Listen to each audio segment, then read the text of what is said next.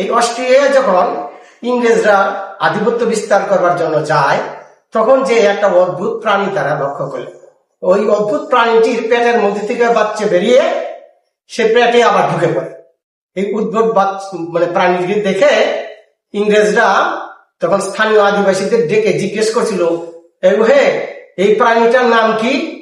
তারা তো আর নাম টাম কি বলে ভাষা বুঝে না, ফলে তারা দ্রুততার সঙ্গে বলে কোন রকম করে চলে যায়। তারা বলে যে কাঙ্গারু বলে চলে গেল। তারা বলে oh fine, very nice name, kangaroo. প্রাণীটির নাম তারা কাঙ্গারু বানিয়ে ফেললো। তারপরে দীর্ঘদিন যাওয়ার পরে তারা ওখানকার আদিবাসীদের ভাষা আয়ত্ত করে দেখলো এই প্রাণীটির নাম ছিল কাঙ্গারু না। আসলে ওই আদিবাসী বলতে চাইছিল কাং গা রু। কাং মানে আমি, গা মানে জানি, রু মানে না। আমি জানি না কিনা কি কর, ভাষা বুঝি না। এই আমি জানি না কাঙ্গারু হয়ে গেল, প্রাণীর নাম হয়ে গেল কাঙ্গারু। এইভাবে অস্ট্রেলিয়ান একটি শব্দ ক্যাঙ্গারুকে আমাদের বাংলা ভাষায় আমরা আত্মস্থ করি।